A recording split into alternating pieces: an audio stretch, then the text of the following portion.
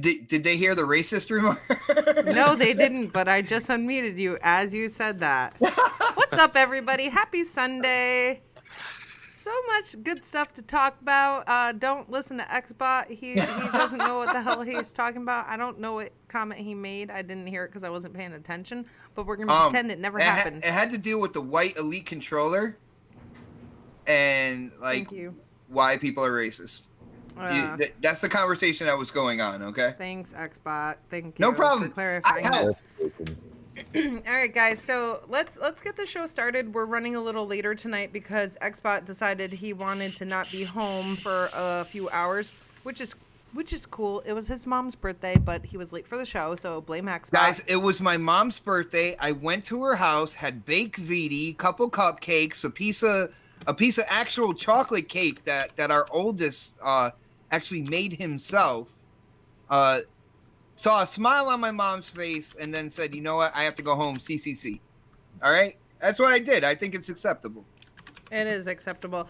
So we have everybody here tonight. The Xbot 448, Crispy Bomb, and Butcher Van. Unfortunately, Supersonic Station won't be visiting us tonight. I mean, he's fired. He won't be with the show anymore because he got fired because I don't know. Pony?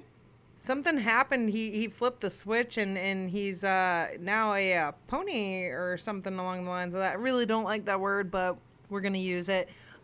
He put a bunch of PlayStation-centric tweets out, and he was talking all this nonsense about how he's done with Xbox and he sold his Xbox. I don't know. What do you guys think about that? I personally, I cannot deal with somebody putting out blatantly biased tweets over an inferior product. So that's why I was like, you know what, he's got to go.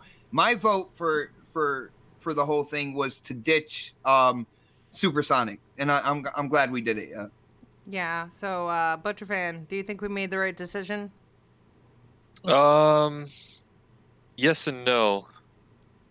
Okay, and then explain. And then I don't have any comments. Oh, okay, cool. And then Crispy Bomb, what do you think about that? Do you think we should bring him back, give him another chance, or you think he's done? Also, I gotta say, Supersonic, it's welcome to Sony's E3 right here, right now. Yeah, sucker. No, guys, we're just joking. He had a thing to do on his channel, some man wrestling stuff.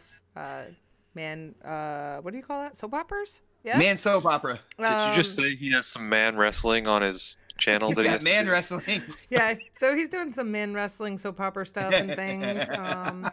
Vogel said, hell no, don't bring him back. But yeah, his tweets were a little bit nonsense, and I was just like, shut up, just stop. So it was cool, though. Well, hopefully, you know, since he got his PS4, he will subscribe to PlayStation Now. Right? Mm-hmm. Right, people? Am I right? Yeah. All right. Yeah. All right. Real quick, I want to shout out Vogels Craig in the chat. It is his birthday, so happy birthday, Vogels. Happy 26th birthday, If you want, we can sing to you. Wow, happy birthday, Vogel. It's his 26th birthday? That's amazing. Oh, Indie Gamer said it's naked man wrestling. That's hot. Whoa. Not really. No wonder why Sonic is watching it right now. Now I see. I can see it now. I almost spit my coffee out, you asshole. All right. So, guys, I've been working on a wish list for you guys for Aaron Greenberg. So anybody who's in the chat listening, make sure you guys hit up Aaron Greenberg and let him know. What's up, Lady Infamous? Thank you for the super chat. Xbot would like his adapter for his Kinect. Yes, please. He needs that. He's been begging for a while. Dude, if I get the adapter for the Kinect, I will go back into Kinect Sports Rivals. I want to play that game again so bad, yeah. Okay. And then Butcher Van needs a platinum Xbox. All right. And then Crispy Look at me, Bomb. I'm a cheap date here. Like, yeah, you are a cheap date. And Crispy Bomb would like a white Elite controller. So if you guys want to be so kind and let Mr. Aaron Greenberg know. I told him I got the hookup. I will have a conversation with him, but I really don't want to have that conversation. Guys, Guys, those of you who are in the chat, and if you do donate with super chat, something's wrong with my alerts, so it may not pop up on the screen. I know. I was heartbroken. It stopped working. No, I just gasped because Z Black Rider says he thinks he has an extra one. Oh my God. Oh! Z Black wow. Rider. If Z you Black. do, Xbot is going to be the happiest man alive. I might wear a pink tutu and ride on a tricycle. That's hot. What's up, Knox? So yeah, Lady Foxfire from this. Thank you so much for the super chat, but it doesn't look like it's gonna pop up today. So no strip cat kitty for the show. Blame Xbot, he broke it. Oh man. Yeah, no What? strip cat kitty. I didn't break anything. Why are you blaming me? I'm throwing my phone on the ground. Why are you blaming me? I don't know, but you broke my microphone too, so. I did not. I don't even touch your microphone. Why is my microphone in tip-top shape and yours broken? That's all I want to know. Use mine, bot. I use mine as well. Liar. All right, guys. I do 1, 2. Hold on. Hold on. Oh, shit. Okay. 1, 2, 3. I do about 4 to 5 podcasts per week. Mm-hmm. All right. And I use my microphone, and mine is in perfect condition. What did you do to yours? Do you mute yourself, Xbot? Through the Hangout. Clearly, you're the problem. Through the Hangout, I click the Hangout mute. Okay. Oh man. So let me go to announcements, guys. The charity stream that I'm doing February. Wow, what the hell? Wow, November we got some 23rd. time. It may be delayed. I'll keep you guys posted.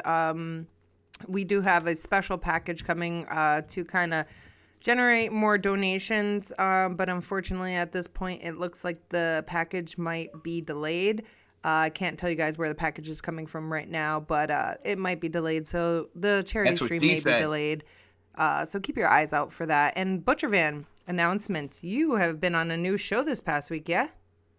Yeah, I was on a new show called The Third Wheel Arcade, and it was a nice show, brand new podcast, and it's on Friday nights. I have to talk to him about that too, because that's right in the prime time of another podcast that's going off. So I'll have to talk to them and see if maybe we can move it forward or backward an hour. But yeah, it's really good, and I'm not going to be on it every week. I'm going to be on it like once a month. Oh, so you're pulling the Don. You're pulling the Don type situation. Well, what it is, they call it Third Wheel Arcade because basically it's two guys that are the hosts, and then they have a so-called third wheel that is basically like their guest, but it's a recurring amount of recurring guests. I like that. Now, was the original name of the show like Two Guys, One Mic? No. Okay, all right. Just making sure. And who are these two guys, man? I want to know. If you watch the podcast, damn it. I have a feeling I might be on that other primetime podcast, so it'd be kind of hard for me to do so. I know, but I tweeted it out. That's the hard part. He didn't tag people. That's the problem. Well, I'm not gonna. I hate when people at me for things that I don't want to be at. But if we're friends, it's not about you. Totally okay. It's not about you, Butcher. You got to think about the community. No, but like people will at me on Twitter for other people's giveaways, and I get it, but if I approve of someone else's giveaway, then I'll tweet their giveaway. You know what I mean? Like, because I like to protect my followers, and so if it's not somebody that I know is legit by myself, then I'm not gonna obviously advertise them. All right. Well, you have my permission to at me with anything that has to do with podcasts and stuff and things. If not, me too, then I'll man. block you. I want to know. Okay. If I don't like the tweet, I'm gonna block you. Oh, good. Well, you can just mute me. Don't block me. Just mute I me. mute everybody. I have to. No, I'm just kidding. I don't mute. The funny mute thing people. is, she has all of us muted right now on the panel. I have no idea how she's responding. It's weird, uncanny even. Facts. You said uncanny. You're really weird. Stop it. Stop trying to use your big words. I was hanging out with old people today, so you know. You put the big words away, Xbox. That's not you. All right, guys, we're gonna dive into some topics now, because it is getting late. We're gonna start with my favorite game in the world, and I know since Chelsea's here, it's totally okay. PUBG is going to be going to PS4. I even made a video about this earlier in the week, and it's coming up December 7th, which is the day after the VGAs. I want to know like what you guys think as far as this goes. How is it going to run, and how will it stand up against the other battle royale games that they have on there? Because they have Fortnite, and then H1Z1, which are both free to play battle royale, and then you have Call of Duty, which is Call of Duty. So everybody loves Call of Duty. Do you guys think that this going over there and they're charging for it $30? Do you think it's going to stand up? I'm going to go with Butcher first. Well, here's one thing real quick. It was obviously on Xbox first, right? Mm-hmm. But Xbox people didn't get any exclusive Xbox skins. Yeah. For the game. Well, apparently, if you buy it on PlayStation, you get Nathan Drake's exclusive PUBG skin. Mm-hmm. You also get Ellie's backpack. Yeah, which I find crazy because you would have figured that with Xbox or Microsoft offering to help them a while back, that they would have made some sort of skin deal, but I don't know. That's my only input on it. I don't really care whether it goes to PlayStation or not. I was just saying, it's funny that it goes there and then they get a skin, but we don't get our own like little Halo skin or something, you know? We don't, but we do have a little Xbox flying thing. What the hell is that called? Parachute? Yeah, parachute. We have an Xbox parachute now. I mean, we got an Xbox parachute. We have a letter jacket with the number 5 for when they sold 5 million copies on Xbox. We have an all-white jumpsuit with a green stripe going down the sides as well.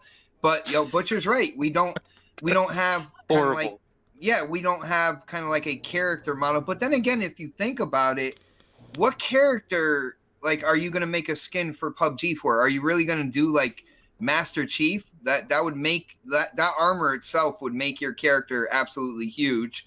The Gears people, if you're talking could put, about like, a little Master Chief helmet. You could put like a do-rag from Gears or something like that. Well, yeah, but you're like he's saying about the full kind of Nathan Drake skin or whatnot, and I'm just trying to think about like what character from Xbox exclusives are you gonna put in there?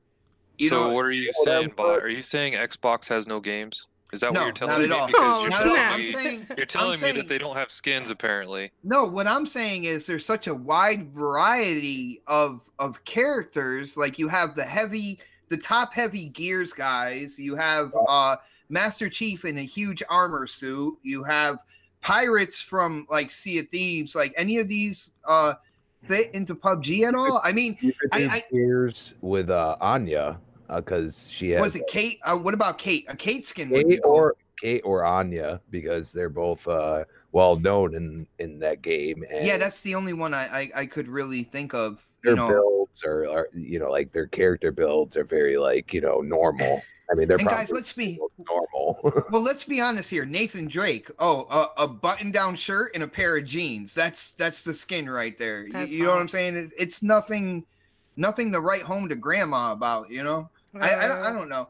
I can see what you're saying, but at the end of the day, I don't think it means that much. I just couldn't see what character you can make a skin from, except for the females from Gears. It does and it doesn't make sense because the whole point of this is they're trying to get into the skin game right now, right? That's what they're trying to get into. Everybody sees it. They've come out with the Harley Quinn and the Joker, and they have the Butcher and all this other stuff. The crazy clowns and the nurses. They're trying to get into the skin game, right?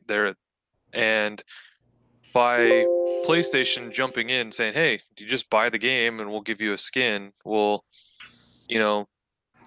that's saying that they made a deal with Sony, and Sony's like, "Hey, we want to throw this skin in. Are you okay with it?" "Oh yeah, sure, why not?" And that's happened what character then? On a lot of their games, though. But it's not just that. Hold on, it's not just that. It's if you look at a lot of Sony's games, like when it comes to exclusive content, they are more willing to have those let's say skins or characters transfer over to some other games as like cameos. And I think that's a missed opportunity for Xbox. I think Xbox should do that in some of those games, like cross into some of these other games. Brother, I hear you, but I'm kind of asking, like, what character would you put in that would fit kind of like the PUBG, the framework for the character and everything that you have there, like besides the females from Gears, which I am in agreement with Crispy on. Like, what other characters could you do? What like it doesn't male even characters? it doesn't even matter what it is. It could have been a Tomb Raider skin, even though Tomb Raider's not exclusive. It could have been whatever, just something showing, hey, we're trying over here. I hear you. At the end of the day, I think they might have thought about it and they're trying to think about what characters. They really couldn't come up with anything. So this is what we got. We got the 5 million kind of like leather jacket, and we got the all white, sweatsuit. But with what Snap said, at the end of the day, I feel like, PUBG doesn't have to necessarily hold up to the other like battle royales on PS4. I feel like PUBG was a huge success in PC. It was a huge success right out the gate when it came to Xbox in terms of sales. And I feel like whatever Bluehole makes like on the PS4 side, they're going to be happy with. They're already they already made a lot of money on this game, and I know they would like to make more. But I don't think they're looking too seriously. Like, oh man, we gotta compete with these two free to plays and Call of Duty on PS4. They do have to compete, but they have to compete. They had to compete with Fortnite and Call of Duty on Xbox as well. So you're only adding one mediocre battle royale game to the mix when you're looking at H1Z1. It's not really that big of a deal. My thing is with PUBG is it doesn't run right, and I still can have issues on my Xbox One X, and I have decent internet, and I still have issues with it. Well, you're going to go throw that on PSN and expect not to have even more issues? Because I'm sorry, like I hear all the time of H1Z1 and stuff like that, like having even Fortnite having major issues with connection and shit like that. So I'm confused. I think they're jumping into it a little quickly because I don't feel that they've done enough development on the PlayStation side to be able to release this game for $30 and get a lot of people playing it. You know what I mean? So it might not hurt them because maybe it's already optimized because they've already done all the work with Xbox, but still, like you're just trying to ploy people in by giving them a skin or something. That's the way I feel about it. Vape. All right, so my mic keeps getting I would have stuck. said something, but I was like, where's our fearless leader right now? She needs to chime in on this. Microphone is broken and Xbot won't get me a new one. Okay, so my mute I just button. got home. I don't even have ibuprofen right now, and I got a headache. What's good? Fight. You want to fight? You want to fight? Okay. You want to fight? Who's saying? No. Right. So, anyways, I think that they really do need to do something about the price for PlayStation PUBG, because at $30, and then they had a second tier that was no price, but I'm sure it's about $45, and then like a $60 one. And I don't think that this game is going to stand up very well on PlayStation. I just don't. We've got to play it all this time, and then people have their free games. H1Z1. Have you guys played that? That game is fun. It's like a mix of PUBG, and it's like a mix of Fortnite. You can't jump. You can't jump over anything, though. You can't like clamber over a wall. God. It takes away from the gameplay. It really does. Oh, Butcher Fan, we got our thumbs down, by the way. You wanted to see how long we can make it. We didn't make it very long. But yeah, anyways, I don't know. What do you guys think in the chat? Do you think that PUBG is going to hold up on PlayStation? Knox says, this is my concern. I want to see how well it runs on PlayStation, because if it runs better than it does on Xbox, that'll be a big time slap in the face. Absolutely. And that's a really good point, because I don't know, it could barely run on my Xbox lately, and it's been having a lot more issues over the past couple days than it's had in a while. So I don't know.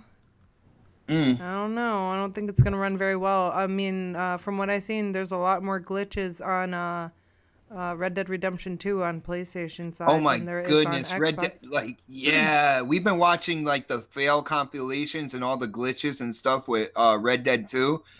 Oh my goodness, they are hilarious. Absolutely They are hilarious. hilarious, but I mean, imagine if you're trying to get past a certain point and you just get stuck because the glitches.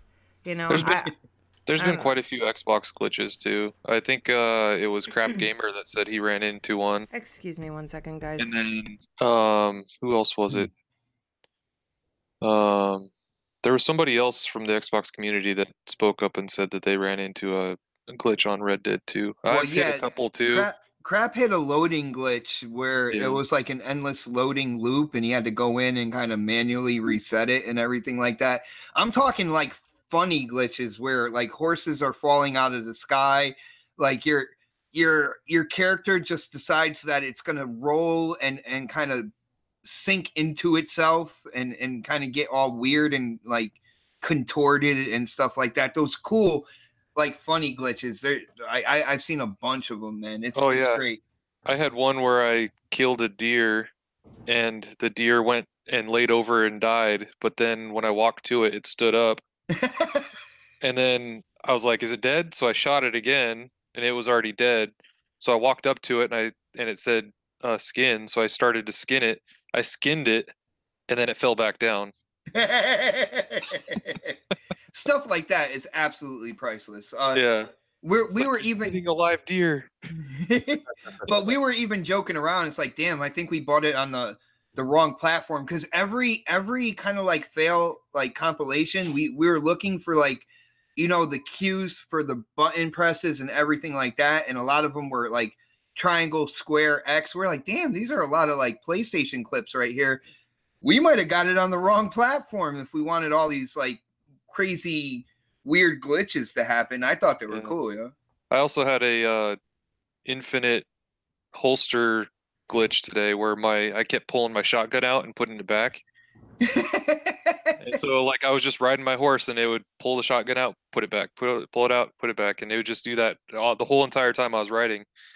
And then I couldn't get off my horse because it was doing that, so I had to run my horse into a rock to fly off my horse. That way I would stop out of the glitch.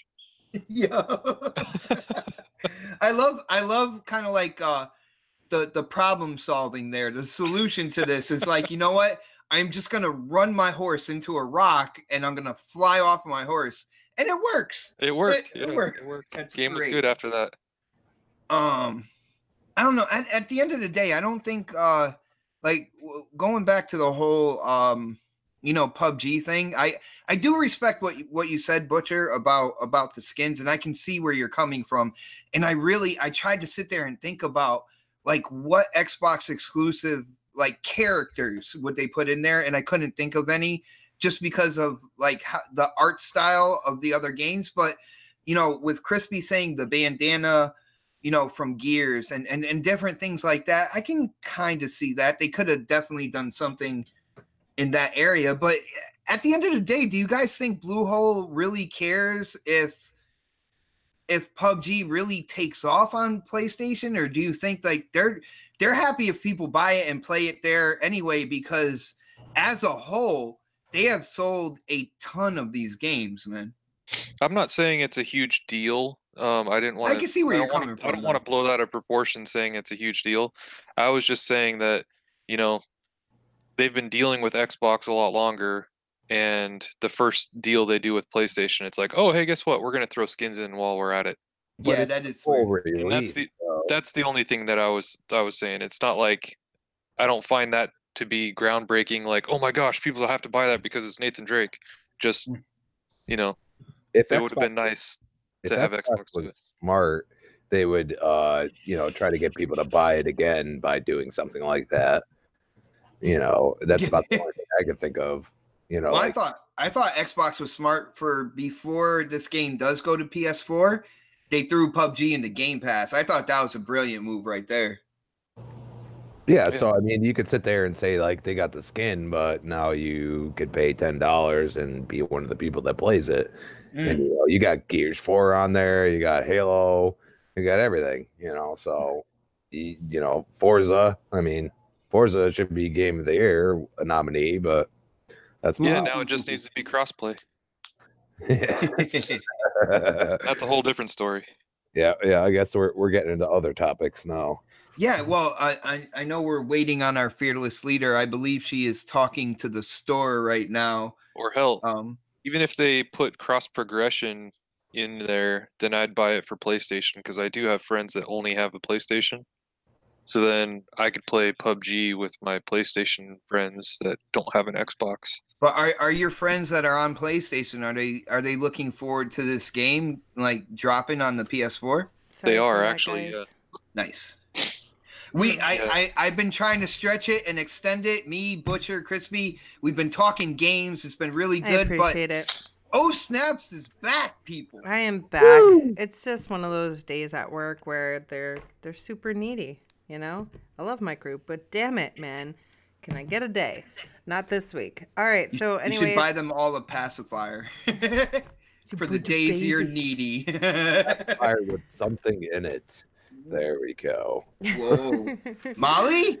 Whoa, bot. Calm your tits. Oh, All right. That's a little.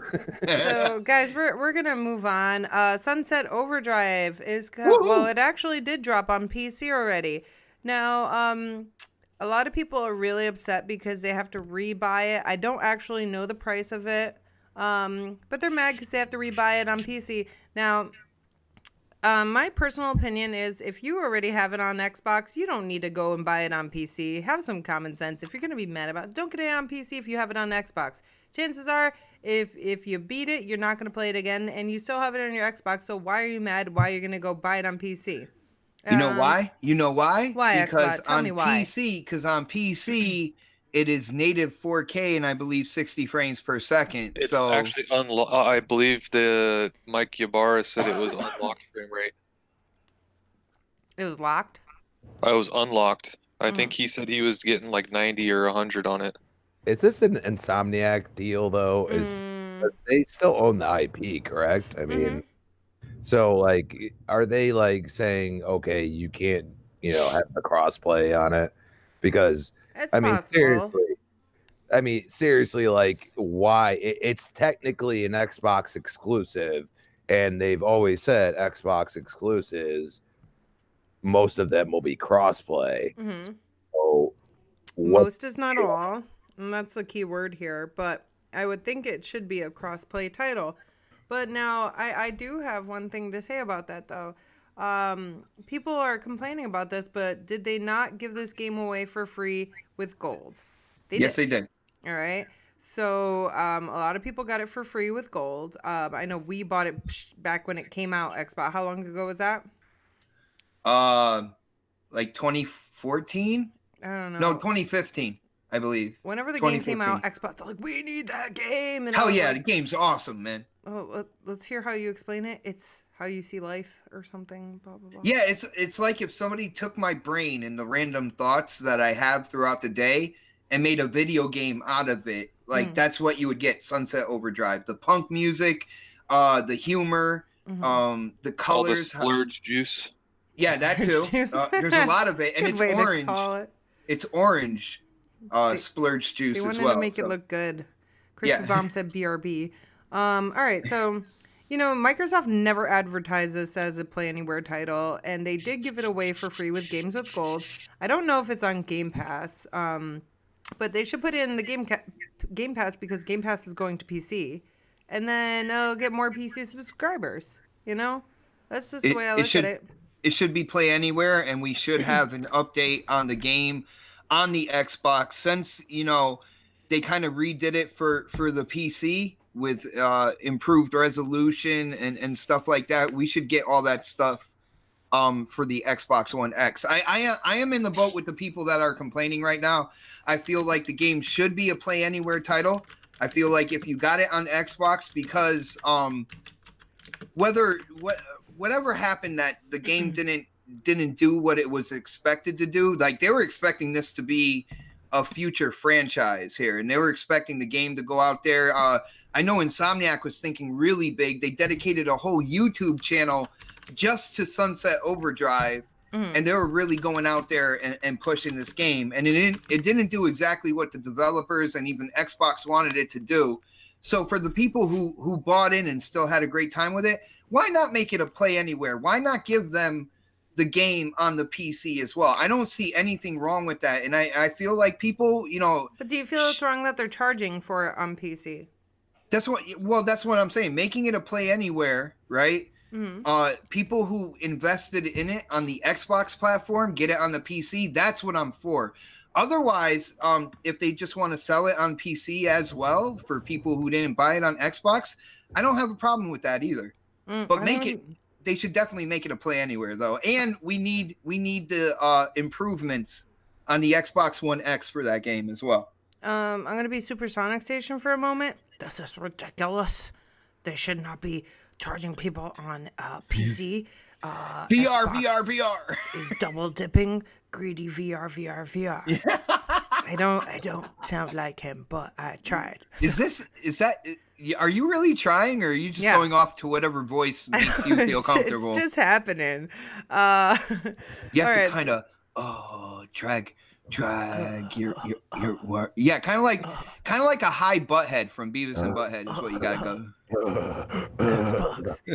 You're double tipping. Oh my god! Yeah, there you go. See that? Yo, Sonic, when did you join the panel again? Okay. What are you guys on today? Coffee. Baked ziti. Let's hear your opinion, Butcher Van. I 100% agree with everything Xbot just said. Unacceptable. End story. I think it should be a play anywhere, and I think that's a huge misstep for Xbox. I mean, I don't know what they were thinking when they didn't bring that to play anywhere, because that's the whole point of what they're doing gaming for, was right, is for the Xbox and PC gaming community. Like, I don't know. Whatever. It's whatever. Yeah. What do you guys think in the We're chat? talking about a $20 game. I mean, is it $20 on PC? Yeah. No, that's even less than I thought it was. So It's either $20 or $30. It's not. Pay the 20 or 30 bucks. I don't know. What do you guys think, chat? Would you buy it again on PC? Do you think it's worth it, or are you mad because it's? Are you mad, bro?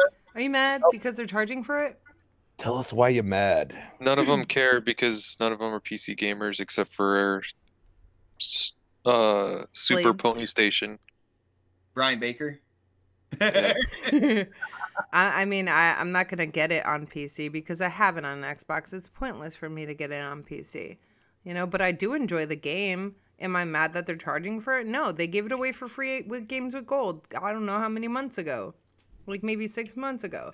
So, I mean, I'm surprised it's not in Game Pass, though, since it is technically an exclusive. If I had a badass PC, I would definitely want it to be play anywhere, because I already own it and I'd like to try it out on PC. But I don't have a badass PC, so I don't really care. Do you guys think that because they gave it away as a game with gold, that's the reason why it's not play anywhere? They don't want people to take advantage of the game with gold and then have that game on their PC as well? I was just thinking that. You think that might be a reason why? I don't know. I mean, I think that Insomniac's a little salty. I mean, they've been trolling the hell out of Xbox gamers with Spider-Man. So I don't know. Maybe something went behind closed doors that they didn't like, and now they're like, "Well, screw you, mother truckers." You know? Mother truckers. I like that. Maybe this is a sign for potential in the future that, you know, maybe we will. Don't say sequel. Don't say a sequel. Don't. Maybe we will get a sequel. Maybe I'll be able to play the campaign with friends, because that's all I wanted. I don't like and like I do play solo games once in a while now, but I don't prefer them because I'll never finish it if I get to a hard part or a scary part or something like that. If I can't get through it the first 5 times, I'm done. Like, I put it aside. That's why you play Dying Light. Come on, I can help you. All right, fine. We'll do that. We'll stream Dying Light one day, and I'll be a little bitch, and then everybody can see me being a little glitch. Little and glitch. then we're gonna blame you. You glitch ass. The A-Bomb says, latest IGN headline, Sony skipping E3 made me a better father. Blade said, what the F? I asked you to play that too. Blades, I will play it. We'll all play. Okay? There. Yay. Well, Blades thinks I think about garbage because of Sunset Overdrive. Excuse me, Blades. Maybe I don't like your idea of a good game either. How about that, Blades bruh? really likes PUBG. Actually, he hates it, but he still plays it. I don't know. I think Sunset Overdrive is a fantastic game, to be honest with you guys. I really do. I love the game, but I think that this is just opening a door for a future. That's my personal opinion.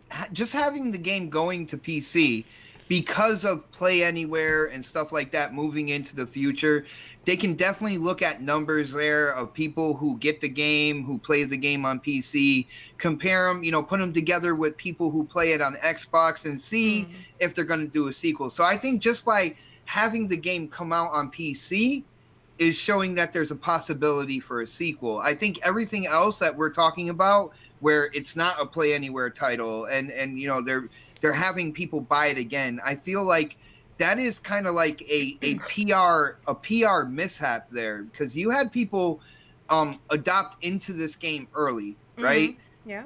And they did enjoy the game, but you had to go through all the kind of like that ridicule. Remember going on Twitter saying, I love Sunset Overdrive? You would have 20 people come back at you. Oh, it's trash and 900p and this and that or whatever. And you really couldn't share, anytime you shared how much you liked the game, you would have somebody there just absolutely criticizing it. So why not make it a Play Anywhere and kind of give back to the gamer that did buy this game, and try to promote it out there. I'm sure it's coming, but they got to make a little bit of pocket cash first.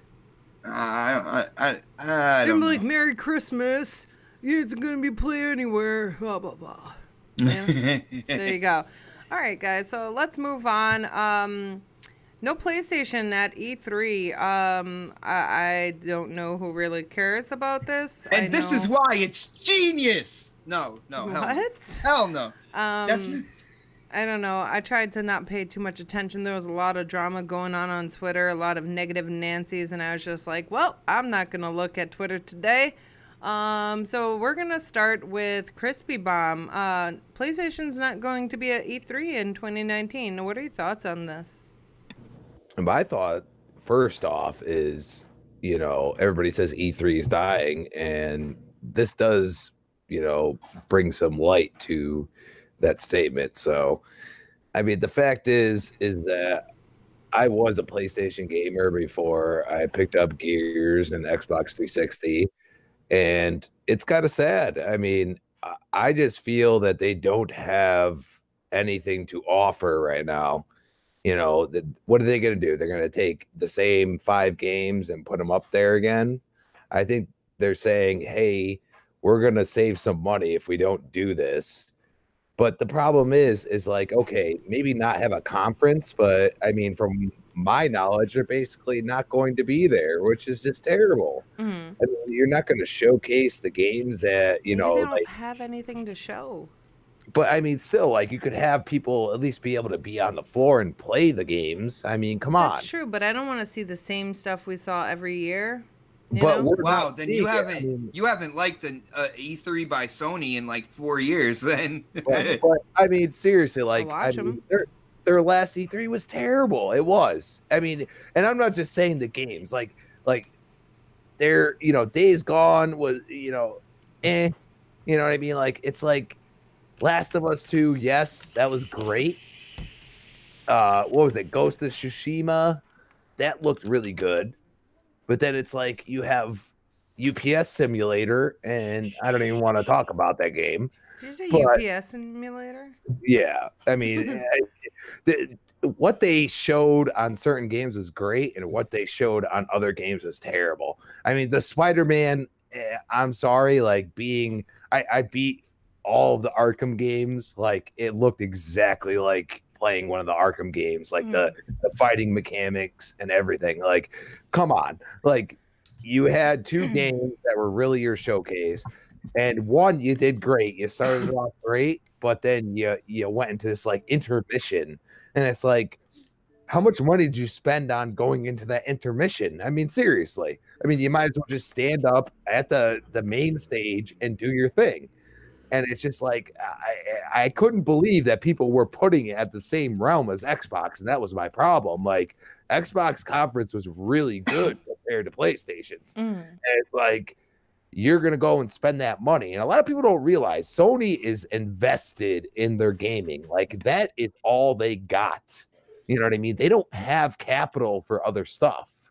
You know what I mean? They are going all out. Like most of their movies have failed. Most of their even Samsung is destroying them on TVs and everything else. Yeah. They're not even in the computer business really.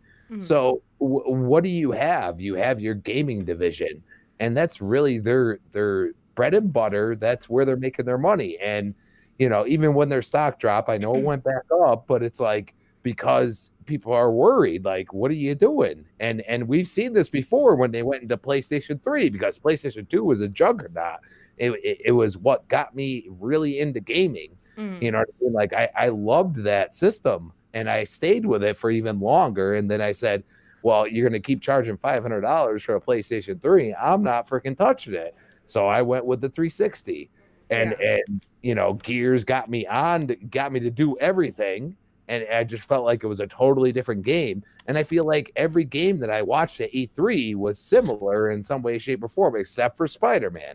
Other than that, I was like, these games look mechanically and visually similar. And why are you going to continue to do that? Another thing I have to say is that the reason why you're not seeing an E3 is because they don't want to beat a dead horse. They're releasing most of these games on PlayStation 5. And that is the end of the discussion. And if you continue to act like you're going to release them on PlayStation 4, people are going to get even more mad. True story. So that's my thing on it. Car outside. Yeah, that was loud, right? I'm like, oh my goodness. Put a sock in it. Xbot, what are your thoughts about E3? Sony skipping E3 this year? Okay, here we go. I have been waiting for this. And yo, huge shout out to Crispy. He had a lot to say there, man. That was awesome. It is good to hear Crispy really go in and really share his opinion on a topic. I appreciate it, man. Thank you. Yeah, no doubt, brother. But here's what I'm gonna say. Like, people out there on Twitter, they're constantly defending Sony here. They're saying, well, it's not a big deal because of this, and Sony's gonna be fine because of that. I'm not here to think about the companies. I'm here to think about the gamers, all right? And there are so many gamers. This is like, we were saying this on next podcast. This is like either the Super Bowl or even bigger, like the Olympics of the video game industry. It is the one place where a gamer can go and check out games, play games, announcements from everywhere across the video game industry. You even have PC there. You have, Xbox. You had PlayStation, Nintendo. They might have their Treehouse, which is a pre-recorded kind of like video where they announce things. But they have a booth there where you're playing all their Switch games and everything like that. It is the place to go if you want to experience video games across all platforms. This announcement is a major slap in the face to all those gamers out there saying, know what? We are too big for E3. We can't go over there and do that. You know why? Because we're going to talk about our PS5 and we're going to do it on our own terms with our own event. Yo, this is, I am so disappointed at this announcement. Like I said, you're taking one of the Olympic teams or one of the teams from the Super Bowl, and they're like, you know what? We're not showing up to that. It is a disgrace, in my opinion. I agree totally. I mean, you have to look at it this way. As far as E3 itself in the venue, the attendance is actually like 20,000 over the year before, like this past 2 years.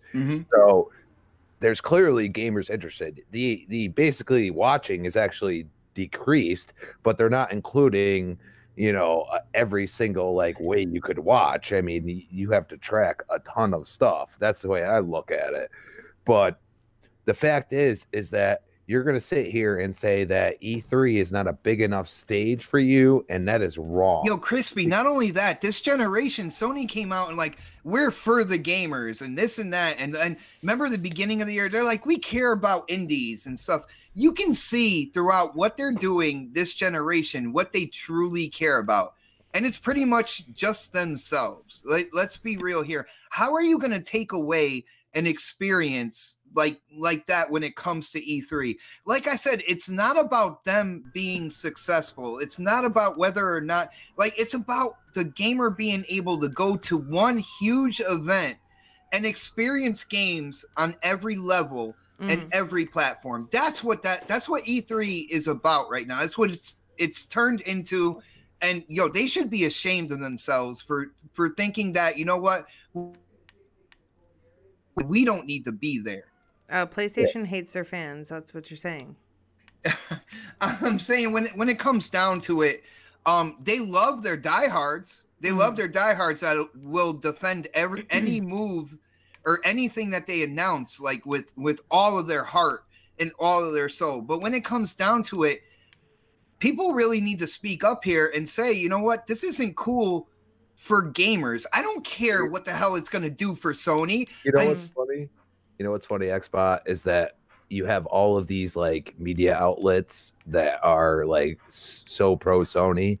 What the hell are they gonna do when they go to E3 and they got no Sony? They're gonna downplay E3 now. It's gonna be a snowball effect because you already had Greg Miller come out and be like, you know what, Sony's bigger than E3. This is a great move, and he went full like Sony extremist on Twitter. And now he put himself in the corner that even though there's going to be some crazy announcements like at E3 in 2019, he put himself in a corner that he has to downplay everything just to be like, you know what? But Sony's going to come through with that PlayStation experience, though. I can't wait for that. Like it's asinine, man. Asinine. You know what's so perfect is that so many people do like pay attention to E3 that Xbox is going to kill it. I think they're going to put the nail in the coffin now. I really do. I think they're going to drop at least 2 brand new IPs. They might not, say when they're going to release or anything, but they're just going to give you some teasers or some. Well, that's where Ninja Theory is going to be. Talking about their new project that's coming out. First party on Xbox. They're going to be there at E3.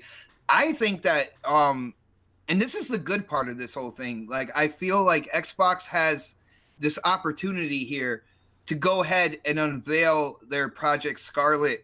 Show games running on it, really like blow the roof off of E3. If they do that, man, like people are going to be saying, what happened with Sony? Because like this is still a bang out show. It's basically resting on Xbox's shoulders for them to kind of like loosen up and be aggressive when it comes to this conference. I'm sure they will. Going into 2019. I hope so. They have to. You know what I'm saying? Are you feeling any like they're gonna actually do something at the Game Awards? Because that's what a lot of Sony people are saying. Like, oh, they're gonna announce something at the Game Awards, and I'm like, the only thing that would supersede them doing that, like not going to E3, everything else, not having PSX, this and that, is that they would announce the PlayStation 5 at the Game Awards. I don't care. I don't care if they announce anything at the Game Awards. My whole thing is, like I said, this is the Olympics of gaming. This is where people go, and on the floor, they have every platform. People can go in and try games. They have big conferences, even down to the Treehouse from Nintendo. But everybody is on the floor, and as a gamer, you can go and enjoy games on every platform. That's what it's supposed to be about. Xbot, they take up a huge chunk of space at the convention center. They have 2 main halls, so it's going to be pretty interesting to see how they set it up. Who's going to fill it up? Yeah. Yeah, like who's going to fill it, and is Xbox going to get a bigger section? I want to hear from the silent one, silent but deadly over here. Butcher Van, are you alive? You don't want to hear from me right now because I will be the bearer of bad news Let's hear it. according to all this Xbox glory. Let's hear it. You know, like I love my Xbox. I love the Xbox community, and I support the community quite well. But I've purposely stayed away from a lot of the Twitter responses lately because a lot of this stuff that people have been dropping to the low level of people that were for so long hounding Xbox about, and then now this news comes out and now all these Xbox guys are dropping to the low level that all these other people were doing and posting all these pictures and all these things and basically laughing at everybody and calling everybody ponies and what are you going to do and all this stuff. You know, like, here's my thought on the process. Do I think that Sony was right in going out of E3? No. Do I think they have some plan to make up for it? Yes. Do I think that they should have canceled PSX? No. Do I think they have a plan to make up for that as well? Yes. Now, the real question is timing. When are they going to do it? And is it going to be before or after E3? Now, you know, like I don't agree with them completely pulling out of E3. What they could have done is still had a presence there, still let people play games, you know, do demos and stuff like that, and just say, hey, we're not going to have a conference. But people that have watched E3 over the last few years have known that E3 has been changing. It's been modifying itself. For example, Xbox moved to its own area, it moved to its own time and its own day. You know, it was starting to split up. People saw that. That's why a lot of people were saying that E3 is dying. I don't believe E3 is dying. I'm just saying that I think it's expanding, actually. That's exactly the thing. It's so popular, and so what happens is it was expanding. I think what happened was I think Sony might have wanted to expand as well. They wanted to get out of the convention center. They tried that last year. It didn't work so hot for them. So what they're like, well, let's experiment this year, and if it doesn't work out, then, you know, we'll go from there. Now, you know, like Butcher, just my bad. One thing before you go into the rest of, you know, your thoughts on this. When you said that you think that they have a plan to make up for it, I can understand with the PlayStation experience, because that is basically their thing. So that is PlayStation gamers and stuff, and making up for no PSX, that I can see happening.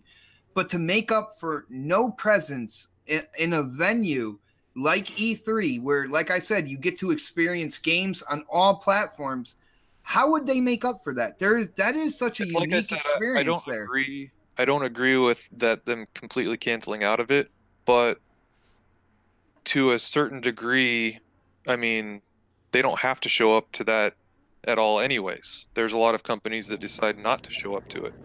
So don't they deserve some, like, a little PR smack for saying, like, hey, we're not going to show up to that whatsoever? I mean, yeah, it's disappointing. I mean, every fan, you know, is going to have to admit that they're going to be disappointed, because that's what E3 is about, is like, exactly, you know, everybody wants to go to E3 so they can play games and they can see all the new releases and they can, you know, have some fun and like do fan fests and stuff like that. Yeah, it's a big part of the experience. So of course there's disappointment, but what I'm saying is a lot of people are saying, oh, well, they don't want to see the same 5 games.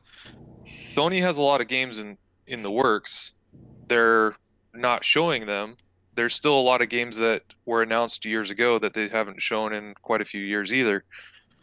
But I'm not trying to back them up or cover for them or anything. I'm just saying that a lot of people are saying, oh, it's the end all tell all and Sony's dying and look at their stock. Their stocks dropping down and all this stuff. And well, their stock when they did announce that they're not going to E3, their stock, it did go down. It took a plunge, but it came right back up. Yeah, exactly. So did EA's when they had the whole microtransaction thing. Their stock dropped and then their stock went back up. So that's my just tall tale sign to PlayStation not doing the right things behind the scenes is that Square Enix, who has been with them forever,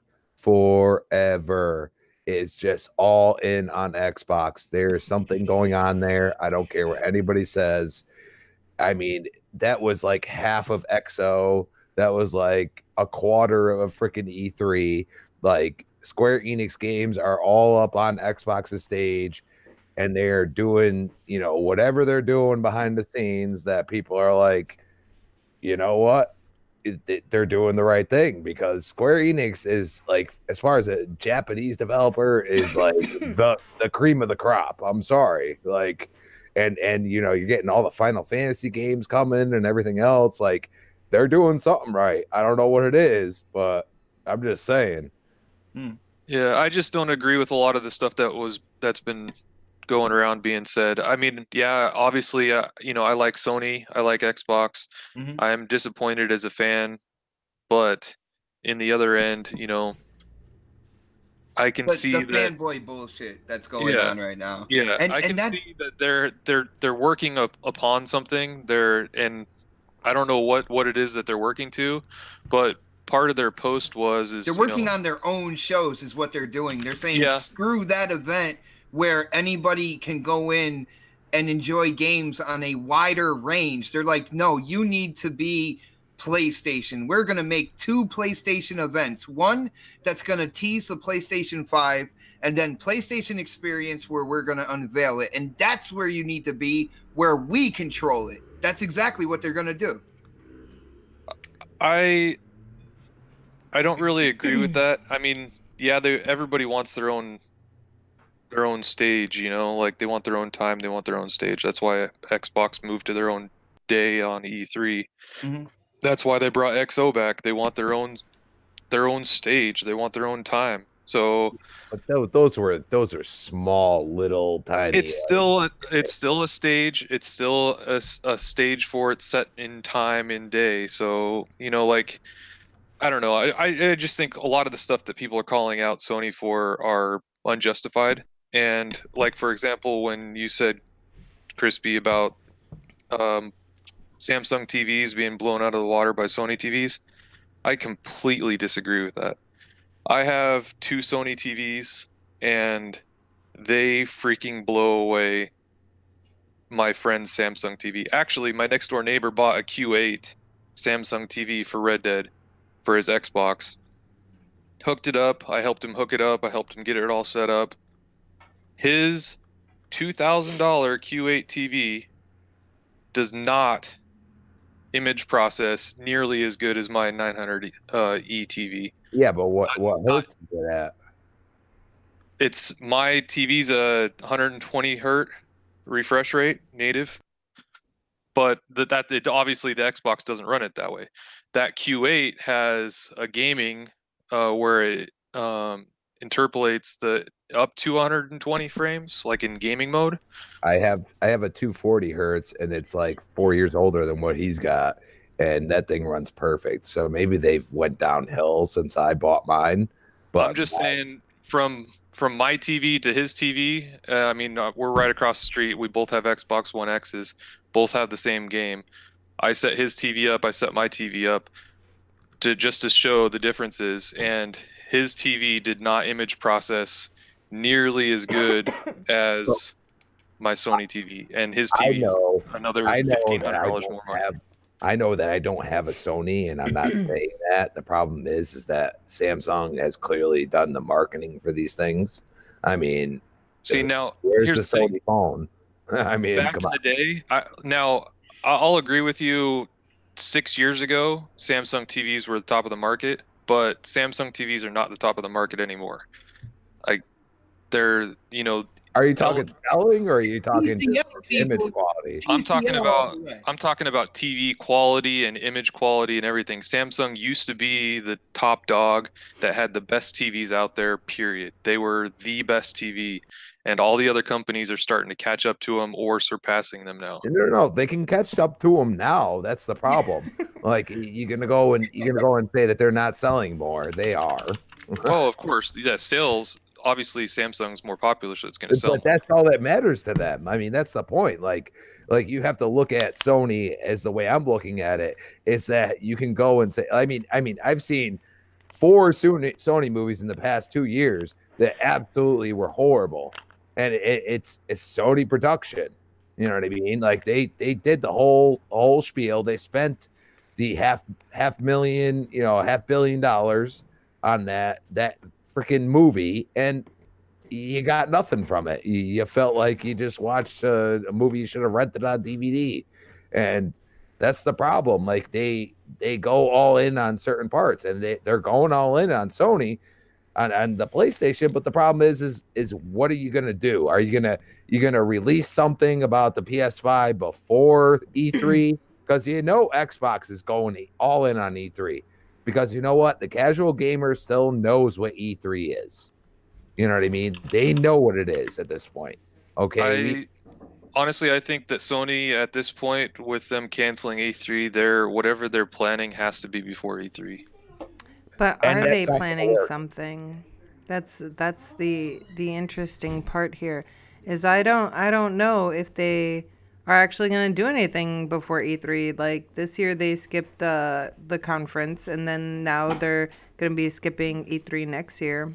And I feel like, and I think it was Xbox, and probably a couple of you touched on this, while it may not necessarily be for the company, it is for the fans. This is, like, I know that I've wanted to go to E3 forever.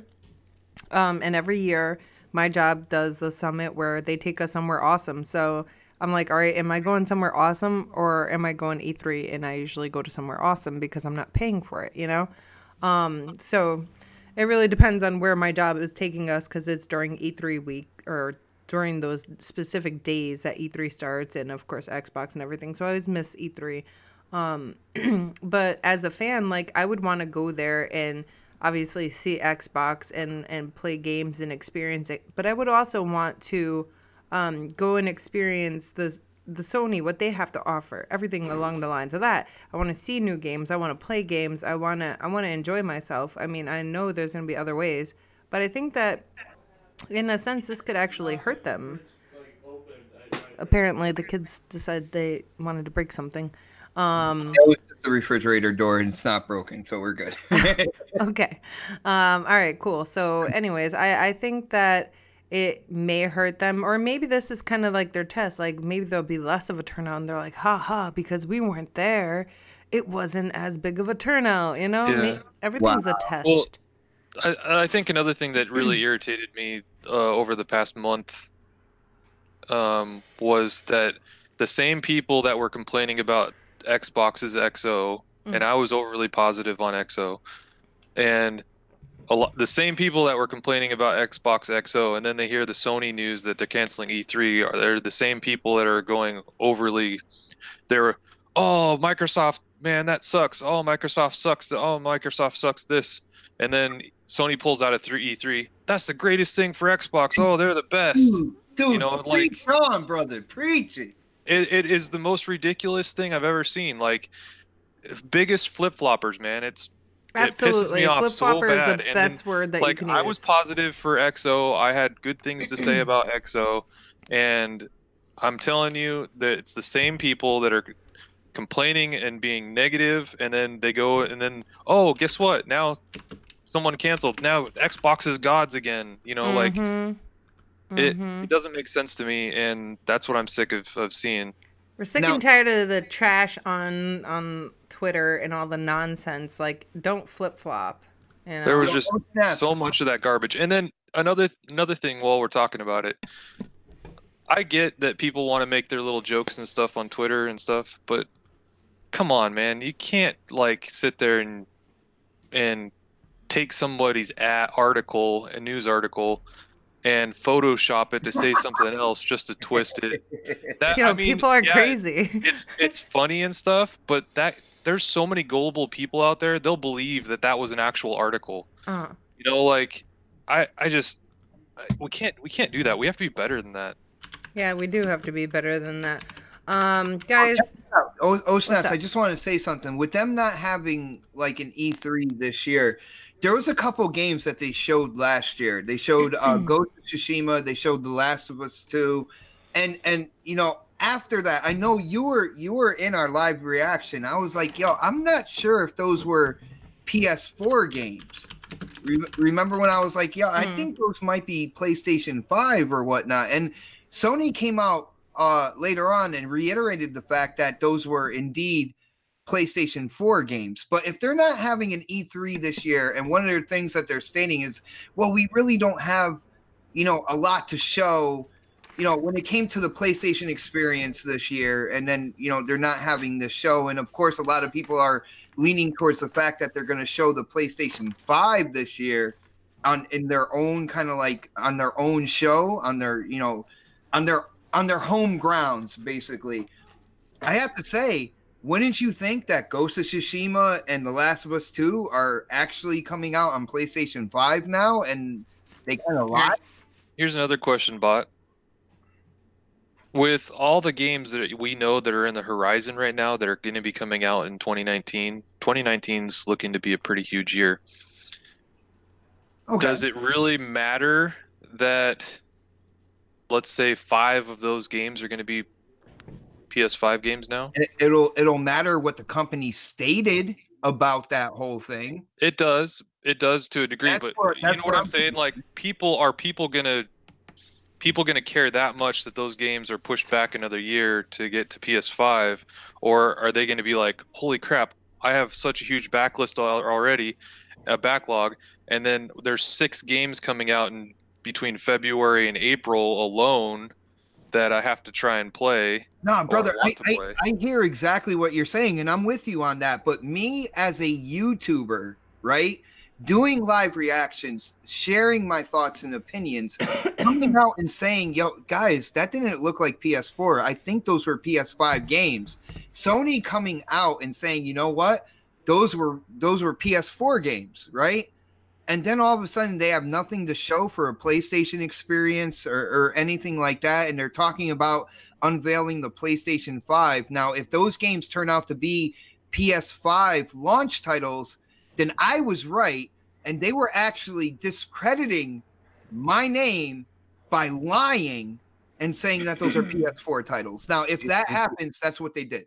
Do you know what I think? I think that they know that Xbox has went all in. They have bought a ton of publishers, and they have done everything they possibly could to make some seriously great exclusives. I mean, some of these that they've bought are just insane. Some of the people that they brought in is insane. And they know that if they don't launch with some serious titles, I think they have a great launch lineup with PlayStation 5, by the way. I know Sony is usually known for not having the greatest lineup when new hardware comes around. And I really feel like with Death Stranding possibly being a launch title, Last of Us 2, Ghost of Tsushima, I'm like, wow, like those should be launch titles. They should not bring them out before the PS5.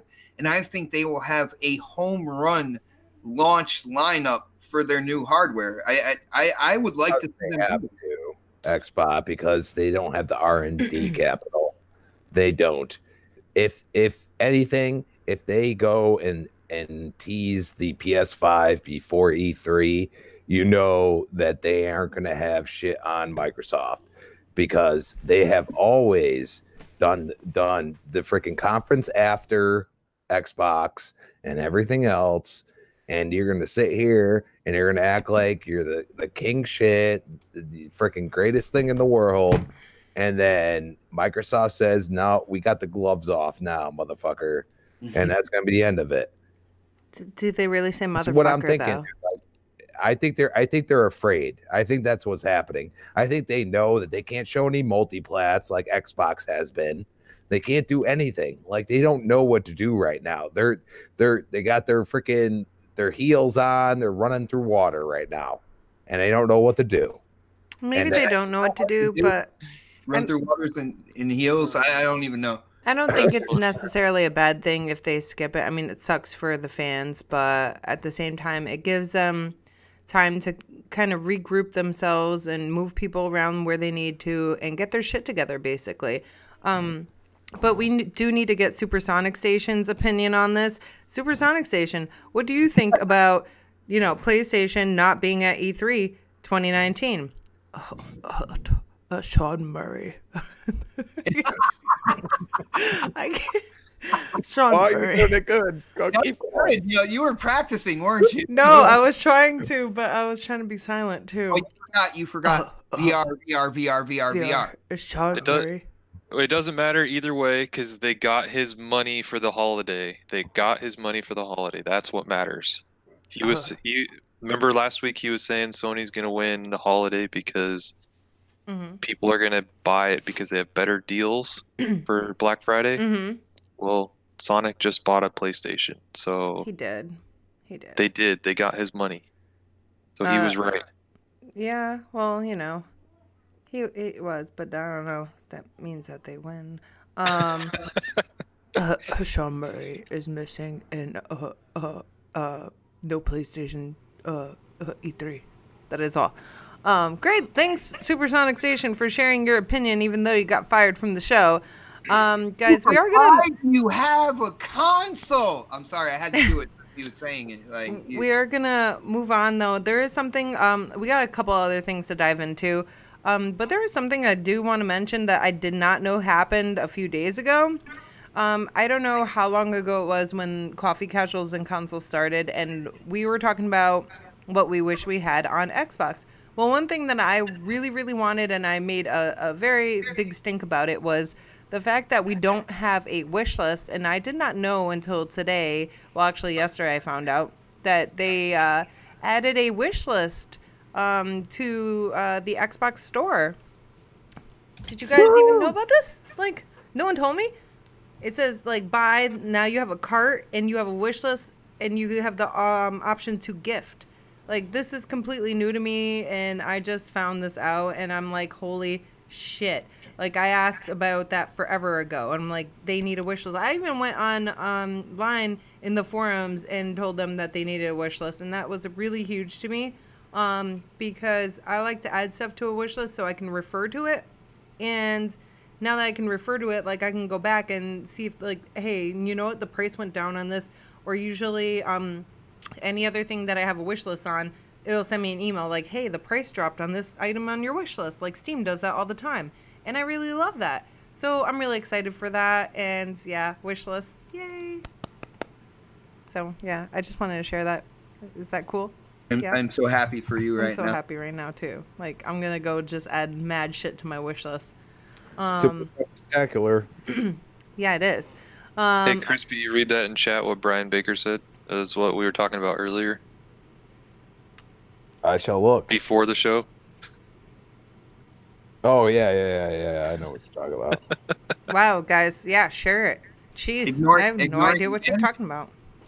No, it was funny because before the show we were talking about Randall Thor. That's not his name. His name is Randall Barbie. Oh, yeah. That is so cute. He came up and then we're like, oh, well, we basically ignore him anyways because he's just about achievement points. Wow, that's so weird because me and Xbot had a conversation about this earlier today that you guys had no idea about. We did. Yeah, this is freaky deaky shit. Yeah, because we're like, wow, everybody's talking about me. Yeah, his reviews are swayed because they're based on achievements. Interesting. So we're gonna move on. Microsoft, they're building a discless Xbox to come out in 2019. A what list? A discless, not discless. I love how you emphasize that. You wanted to make sure you did not mess up on that. Thank you for putting me on the spot, bot. So, good job. Thank you. What do you guys think about a discless Xbox? Say that 10 times fast. Who's going to be the first one? Start with Van. Not me. Van. Go ahead, Van. 10 times fast. To the front of the line right there. Me and Crispy, we nudged him forward. He'll do it. I know, you gotta say discless 10 times fast, and then you can give your opinion. I honestly, I'm a 100% digital gamer, so it doesn't affect me because I don't use both my PS4 Pro that I'm looking at right now and my Xbox One X have never had a disc in them. Ooh. So I could care less whether it doesn't or does. But I know there's a lot of people that still buy their games physical copy, and I can't see that happening as the only option in the near future. I think there will still be the next console. I think will still have a disc tray. I just think that they'll make like a secondary option, one that's maybe a little bit cheaper that doesn't have one. If that's the case, because I mean, especially if you're preaching backwards compatibility, unless what they're doing is like you can put it in your PC, it will register that you own the disc, and then it will go through DRM and say, hey, you know, like he owns this, and puts it on digital on your console. That's the only way I could see it them bypassing it. And I think Sony mentioned something about, or was it Sony or Microsoft mentioned something about disc to digital, where you could scan your disc and make it digital. Yeah, that's Microsoft. That's 2013, man. Yeah. So, I mean, I see the future of that happening, but I don't think it's quite this near right off the bat. Do you think it's necessary though? Like I see what you're saying. Like you've never put a disc in your console. I've not put a disc in my console. I don't remember the last time I did, except for a PlayStation. That was it. I would buy disc games on there just because. I will say my console has been penetrated by Castlevania. My console has not been penetrated. The other real question. The other question too is, without the disc drive, you know, maybe the consoles can be a little bit smaller in the future as well. Smaller. It looks smaller. Well, that's what Xbox was like. Oh, it's smaller, it's smaller. I'm like, okay. And it's so was the Xbox One X. It's kind of like how Apple got rid of the headphone jack, you know, like that was older technology. It was taking a lot of space up in the phone, so they had to get rid of it. Well, I think that was a stupid decision. A lot of people nowadays are going to digital instead of physical discs, and so that's going to be the future, you know, like. But I don't think it's happening right off this bat, right now. And then I think, like, if they do come out with one, then for the people that are pure digital, it'll be good for them. But then the people that aren't, they don't have to buy it. So my thought is that which Xbox One are they going to make discless? S. Okay. Yeah, it'll probably be the S, so they can make it a little cheaper. I don't believe that, because the Xbox One S is already cheap. I think they would do it with the X, and they wouldn't. Maybe they call it like the X Slim or something like that, and I think it would drop $200 off the price point. And if you have that power without the freaking disc drive, people would go nuts for that. It's gonna be the triple X. The disc alone will probably only cost you like $30 to take off on the price. $30 plus the way that hardware, software, everything else has either influxed or went down. I do believe by the time they would actually release that would be their go-to. Okay, so you have an X at, let's say, $300 with no disc drive. You have the X Cloud at $150. Obviously, it doesn't have a disc drive. And then you have the Scarlet at $500. I think that would be the lineup that would just destroy everything. Like, people would have so many options with Xbox that they would be like, I gotta buy something. You know what I mean? And then to top that off, you could say that, oh, there's too many SKUs. Well, guess what? How too many SKUs? And that's all I gotta say about that. Hey, maybe Xbox was like listening to Sony, and Sony's like, hey, we're not going to be at E3, and because they're like, we're getting rid of E3, right? So then Xbox is like, all right, well, let's get rid of Sony out of our Xbox because they have the proprietary Blu-ray player. Let's get rid of them out of our box. Sony's only a part of an entire like console of 4K kind of. It's like a membership. There's a whole bunch of people when it comes to 4K Blu-ray. I'm not sure if they buy the Blu-ray directly from Sony or if they use a different one. But guys, I hear what you guys are saying, and I love your opinions, but this is why all of you are wrong. All right? Oh, did you just try to mooch us? A little bit. I did learn from the guy, so you know what I'm saying. I gotta exercise some of that sometimes. But I love what they're doing here. I love the whole option thing. But with it coming out in 2019, and 2020 is kind of like the targeted year for Scarlet, and then the smaller like Cloud Scarlet system. I think this is too much too soon. I think this is way too many kind of like SKUs going around. I think they had it perfectly when they were rumoring that kind of like streaming cloud system, the smaller Scarlet Cloud, and people were wrapping their heads around this, and there were some people that are like, I can't wait to see exactly what they're doing with this. They got the hardware to take away the latency, and I'm really in on that. Like, I'm really thinking I might be interested in this and stuff, and giving them some time to really get into that.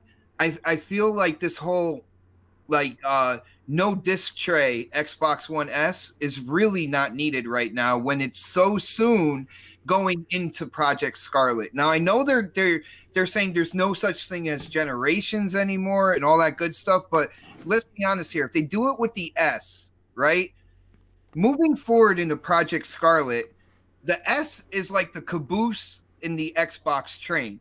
That is going to be the thing that'll eventually get knocked off going into like mid-generation Scarlet and stuff like that. The games won't be able to run on it. You're going to need the X or higher for these games with forward compatibility. That's why I'm saying it will be the Xbox. That's why I'm saying it. Well, I think that they would want to see consumers' opinions on this, and like if they do make this discless console. Sorry, I'm just really scared of saying that word. It's easier. No disc tray. Discless console. And it does sell. Obviously, the price point will be less than $200. Maybe $199, whatever. But it is an option, bot. It is an option. All right. But they probably want to see feedback and how many people are actually using it, because I want to say a lot more people are digital now than when they did announce digital. Like it's a fact, actually. So that many people, like Butcher Van says he doesn't use his disc tray. I don't use mine. So if more people are willing to purchase that, maybe in the future the consoles may not actually have a disc tray. Maybe this is just a test to see where people want to go in the future, because why are you going to put it there if no one's using it, or if a handful of people are? The other thing too is they're wasting money and resources on something they shouldn't be wasting money and resources on. Like if this is true that they're actually coming out with this, just removing the disc tray, I mean, they're gonna have to have a lot of extra work if they're gonna actually make that system smaller, because the way that the motherboard is set up in there, that they'd have to re-engineer all that. They'd have to retool all their machines to make different parts. I mean, they just have so much more stuff that they'd have to go into redesigning this console to make it a smaller, more compact unit if they're gonna but for R&D compared to actual production, there's usually a much less cost in doing the R&D, and that's the thing. Like you could sit here and say that, but I mean, like even like a lot of these publishers and everything else have said they got people for this shit. You know what I mean? Like, they do, but there's other stuff that they should be worrying about and working on and working towards. I mean, like, down the road, possibly doing that on the next system, not on a current system. But the current system is the next system. That's the way they're looking at it. That's the way I think of it. Like, you're gonna sit here and say the Xbox One X ain't better than the PS4 Pro. PS4 Pro ain't got shit. I played them both. Sorry. I mean, I think that they're equally as great. They have their own pluses and minuses, right? right? I mean, come in on. general, like all around, like there's certain things I like better on PlayStation than I like about Xbox. Like but, what? I like that you can Gang stream Beasts. right to YouTube. Are we talking about games? Gang Beast, but that's supposedly coming to Xbox. But anyways, a wish list was my big thing that now we have on Xbox apparently. So holy shit, that's great. That's But all I Google needed. ain't gonna play nice with a company that makes just as much money as them. They're gonna play nice with Sony because Sony has a shit ton of consoles freaking sold and this and that. So of course, like YouTube, like if they don't get along with Microsoft, they're not gonna let that shit happen. Like there are like backdoor stuff that we don't know about that Backdoor. involves it. You know, backdoor. Yes. Backdoor. So there's no wish list on my Xbox right now. Damn it! Dreams crushed. I almost accidentally bought Fallout 76. Whoops. Oh, Gonna ball out with Fallout. What's up? Yeah, I'll accidentally buy an Xbox. Wink, Oh, You wink. can play it with Mooch. Go play Yeah, it I with know. Let me mooch the game from Mooch, and then we'll talk. One of the people that are playing the game right now. that'd be a great game if you got it for free. You know what? You're absolutely Game right. Pass. It should have put it in Game Pass. Nah. All right. Any final thoughts on the discless Xbox, guys? Because we got to move on to our last topic, and then we got to cut the show. People got to go watch their Walking Dead and stuff. All right, great. I like the redemption program that they're talking about with this whole thing as well, where when you have physical discs, you could bring them into participating stores and be able to trade in your disc. Excuse me. Digital. Haven't we talked about a redemption thing forever, and they have not done that yet? Well, if they're coming out with hardware, like that would make sense. You know, the hardware doesn't have a disc tray.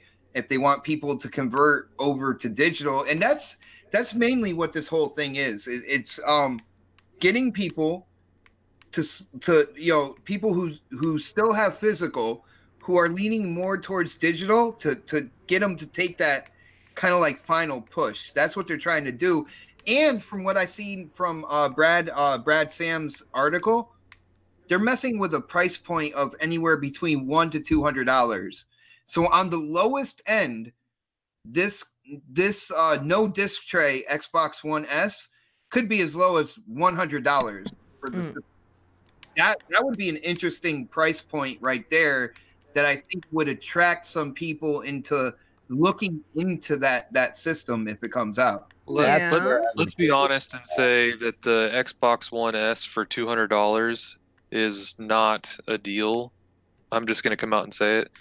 Because 2 years ago, the Xbox One S, I bought an Xbox One S 2 years ago from Newegg for $230, and that came with an extra controller and a game for $230. Yeah, but look at the 4K Blu-ray players, man. Yeah, and they're not cheap, dude. Yeah, but I mean, to say that that's a good deal right now, anyways, is not. The Xbox One S should be $150 right now. Is what I'm saying. I don't agree with that. The 4K Blu-ray players are still high up there, man. So, like just the Blu-ray player, you don't get to play no games on it. Come on. We need so. We're looking at the end of the Xbox One. That's not how much it costs them to buy to get the 4K Blu-ray player. Okay. Yep. That's resale value. You're not making any sense right now, dude. I'm making complete sense. It's a 4K Blu-ray player does not cost Xbox $100. No, that's not what I'm talking about. I'm saying you go buy a 4K Blu-ray player. It's almost the same price, and you can play games on it. Okay. That's what I'm saying is that 2 years ago, what they're advertising the S to be a $200 sale. And it's not a sale because 2 years ago it was the same goddamn price, is what I'm saying. Ooh, what do you got to say about goddamn. that? Go ahead, So that's what I'm telling you I'm telling you they're false advertising a sale, saying, hey, this is a sale, best price ever. Hey, guess what? 2 years ago it was the same price. I played the PS4 Pro and I played the Xbox One S, and they're not that far off, unfortunately, because Xbox One S has HDR, and my TV is really capable of doing that. And yeah, I played 2 different games on 2 different systems, and I said, "Are you justifying the $150 to $100? You're not." And on top of that, they couldn't even put, since they own a partial freaking stake in Blu-ray, they couldn't even put the damn Blu-ray player in their freaking console because it would be too expensive. So what does that tell you? Because they wanted to sell their own Blu-rays, and they wanted to launch their own Blu-ray player before putting it into a PlayStation. They didn't not add it in because it was more expensive, because the cost of adding the Blu-ray player and the actual hardware is not that much. I think I hear what Van is saying. He's only talking about the Xbox One S. When that first came out, he got his on, I think he said Newegg, for $230 with an extra controller, with only thinking about Xbox One S and what he got when that system first came out. He's saying that $200 for him, it should actually be less, like $150. They haven't come down enough. Now, Crispy, I see what you're saying in the terms of when you look at 4K Blu-ray players, then the Xbox One S is still comparable in price, plus it plays games. I still got to lean more towards Van on this. I think it should be more around the 150 mark, just because we're going to the end of this. We have one more year, and then it'll be the year of Scarlet. And I think they should really lower it like $50 more. So here comes the manager's mentality, Xbot. Okay, you could still sell the damn thing at $200 and make a 50% profit, or you could sell it at $150 and make a 35% profit. You're going to take the 50% profit. But the thing is they're not worried about profits in consoles because the profit margins are already so low as it is. They're looking at software. Profit off of the S. They're looking at software, they're looking at software, not hardware. Software is where it makes the money. That's real right there. And that's where these other options are coming into play, but they're not thinking about that right now. They're thinking about making money to show Satya and Nadal that, hey, we're making money here. And that's what they're thinking about. Okay. Because, as far as everybody concerned, it's only been 6 to 8 months that Phil's been in charge, but just basically going to Satya to say, hey, this is what we're doing. So let's make some money while we can. I mean, seriously, like, if you're going to sell consoles at a loss, that's a problem. That's the way a business person looks at it. And you're going to say here and say that they're not making money off the S. I think they are at the price point they are at. Well, now. They sell them in bulk too. I'm not saying that they're not making money. I'm saying that if people that are saying that this is a Black Friday deal, it's not. That's what I'm saying. I'm saying that I hear that they've been advertising this as a deal. The X now, $100 off the X price. That's a deal. But we talked about that. It's smoke and mirrors, man. It's Black Friday. Smoke and mirrors. It does. Yeah, it doesn't matter. The S is not a deal for anybody. Like, for $200, it's not a deal. Black Friday in front of deal, and you got people buying that shit, right? Crispy, your best argument out of that whole thing, and that was a great going like back and forth. But your best argument out of that whole thing was the 4K Ultra Blu-ray player and price comparison there. I was with you on that, but at the end of the day, I'm looking at it. I know, Scarlet is right around the corner. I don't think they would have a problem dropping this another $50 and have more consoles out there to really make the money on their subscriptions with Game Pass, on the games that people are going to buy to play it. I think that would be the win-win right there, man. Especially when you have to have Xbox Live, Gold, and then you buy Game Pass, and then Game Pass is also only $30 for 6 months. I mean, it only makes sense. They would make tenfold over that extra $50 if they just dropped it down just a little bit more. Even if they made it $170, that's still better than PlayStation's price, and they have the services to help make them more money. But it's not a deal. What I'm thinking is that you have the X Cloud, at $100. Okay, no disc. You know, you're streaming, so you have a streaming box at $100. You got the people that want their disc tray, everything else. You drop the S to $100. You put the freaking discless Xbox One X. Discless Xbox One X at $300. You put the disc tray one at $400, and you put the Scarlet at $500. Imagine that. Imagine they just say, you know what, we're all in, not going against forward or backward compatible. If you have an S, guess what? The cloud's going to come involved when you're playing the new games. Okay, and you get to play wherever the hell you want. You get to play it wherever your price point is. Because anybody can sit here and say what they want, but if you play it on the X and you play it on the S, you can see the damn difference. Okay, so do you want to pay the money for it or don't you? That's what it comes down to. And I'm gonna tell you right now, when you see iPhone, you know, Apple, hey, we got the iPhone XS, we got the iPhone XR, we got the iPhone this, we got the iPhone that. Got you know the eye roll going on. You could release 5 SKUs all at once, and people will buy that shit. But they had to build up, iPhone and Samsung and everything like that. When it comes to the cell phone market, they had to build up to all those SKUs over time.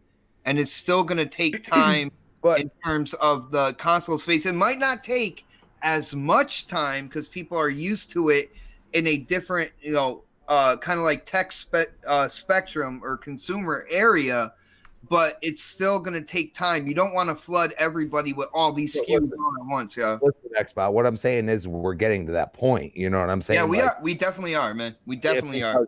Because iPhone, I have an iPhone 7 Plus. There's the only other one. I feel bad for you already. Okay, the thing works great. I mean, it's not dying on me, and I've had it for 2 years. The fact is that you had 2. Now you got 4 SKUs for the next iPhone. Okay, I'm never gonna get an X probably, but there's 4 SKUs. They're clearly selling the freaking thing, and now you're gonna have probably 6 SKUs on the next one. Bigger screen, this and that, whatever. You know what I mean? Like, listen, Crispy. Power. I have a question for you, Crispy. What? Do you have Comcast? No, I have Cox. Which is I'm sorry I asked that question. I was gonna say, if you have Comcast, we are so mature on this show. By the way, I just want to let everybody know that. That set you up. No, yeah, I understand what you're saying about the iPhone. It's iPhone. People are gonna buy it regardless. But we do have to move on. But if you had Comcast, they have great deals where you can like pay monthly for your phone. That's what Xbot and I have. We have Comcast Mobile. Yo, Great Skull Zero in the chat just put everything together on what this whole show was about in the comment section. Very nice, very nice. But he forgot PC VR. PC VR Cox backdoor discless. So yeah, we do have to move on because it's already 8 after 9. Guys, the video game awards, we're probably only gonna have time to talk about the game of the year nominations, but if we have time, we'll continue on. But we're really stretching it because I don't want to take away people's time from that show that we watched, the zombies. Can't think. The zombies, they're walking. All right. So the game of the year nominations are Assassin's Creed Odyssey, Celeste, God of War, Marvel Spider-Man, Monster Hunter World, Red Dead Redemption 2. I already know what I voted for, and I know probably a couple of you had voted for Red Dead Redemption 2. But I want to know your guys' thoughts on the lineup that they have, because I hear a lot of people saying, "What is Celeste?" I'm like, Celeste. It's Celeste, people. But what it looks like to me is they took a variety of games and then stuck them in there. And they're all great games. I haven't played Monster Hunter World. I haven't played Spider-Man. I haven't played God Ward Celeste or Assassin's Creed Odyssey. So I chose the one that made the obvious sense to me. But I do want to hear your guys' opinion. So I'm going to start with Xbot. Woohoo! I'm first. Yay. What's the question? No, I'm just playing. I'm just playing. When it comes to game of the year, I would have to go with Red Dead Redemption 2. And there's a couple things that I look at when it comes to game of the year, right? Graphics is one thing because it's part of the immersion, but I'm also looking at, immersion is probably the number one main thing, and that has to deal with like your gameplay mechanics, like how smooth the game feels, all that good stuff put together. Not only that, but content. All right. I like a good story, but I like having enough things to do where I'm going to be able to play this game for a while and get into it. And I look at everything as a whole when it comes to, game of the year. So I would definitely go with Red Dead Redemption 2. And I feel so dirty saying this because you guys heard me before Red Dead came out. And I really thought, cowboys, I'm just not going to get into it. I'm still not into cowboy things. But the cow people bot. How many times do we have to go over this? We don't gender specify. Cow persons. Cow persons.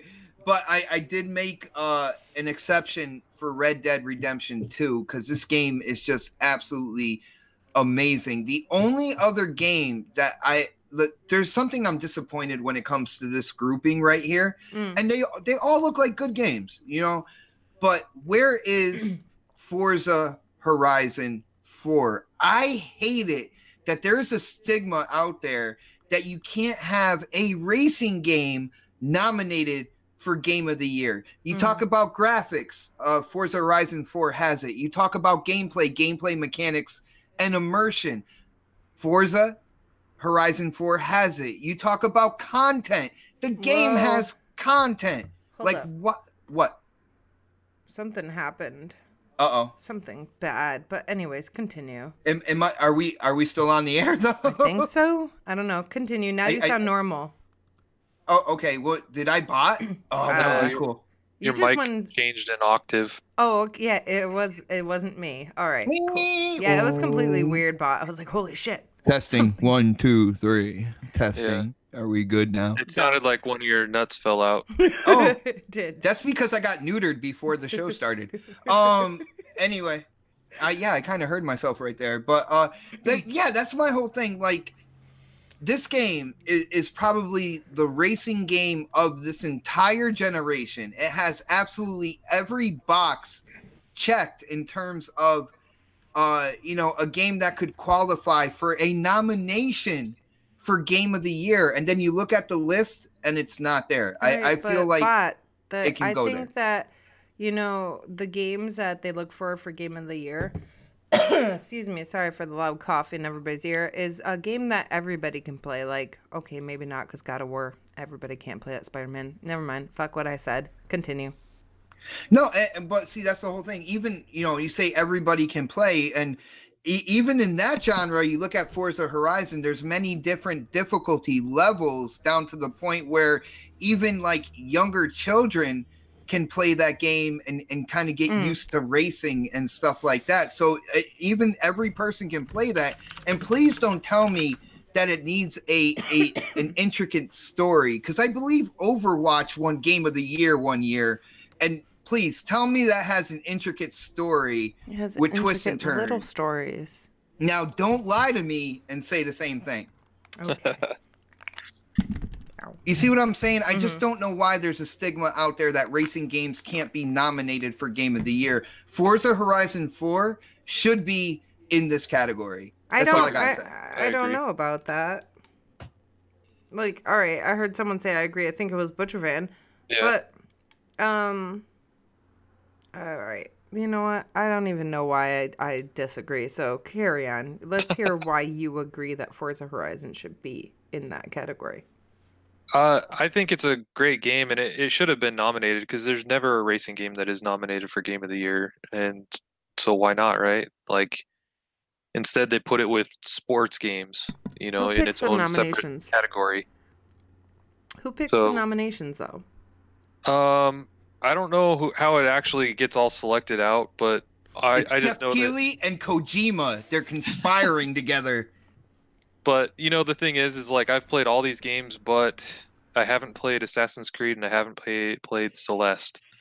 But I've heard really good things from Assassin's Creed. It's just not my type of game, and I haven't had a chance to play Celeste yet. But with the games that I have played, like God of War, Spider-Man, Monster Hunter World, and Red Dead, my vote is between God of War and Red Dead. And the reason why I say that is God of War was a really good game. It was really well fleshed out. It's very linear, and that's what bothered me about that game. The reason why I say that is because you'd walk and play the game, and you'd find things in the game that you couldn't unlock or get to until later on. And for a linear game, that kind of sucks because you've already gone through that point, and then you have to go back. It's not like a full-fleshed olinear game where it's meant to be. Is like there a replay type value. of fast travel or something that you can go, like you can go back and? Yeah, you can port and stuff, but it was just kind of a pain in the butt because like you get to a certain area and you're like, oh, I see something, I need to get there, but you can't get there until you unlock it later in the game. So then you have to go back to that point later on, and which kind of frustrated me, especially for a game that's very linear like God of War was. Unlike Red Dead, it's very open world. You can do whatever you want, whenever you want, and you don't have to stick to anything, which is really cool. Yeah, I could The just lighting- hunt all day. Yeah, the lighting and the game design is amazing. And I thought the music was really, really good until I almost finished the game. And then the music hit like level 100.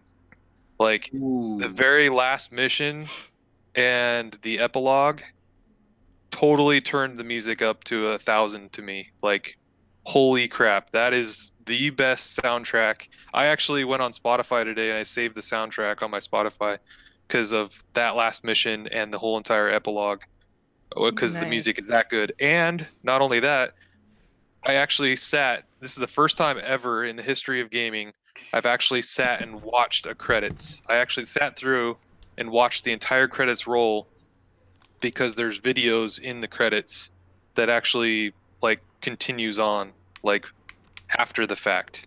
Nice. Oh wow! And while music's playing, and so you're going through the music tracks and you're seeing like these continuation videos of everything that's transpiring after everything that you've just played. It's awesome. It's well done, and that's why I think it's my game of the year. And I think they're going to have a hard time going against God of War, because I think God of War was a really, really good game.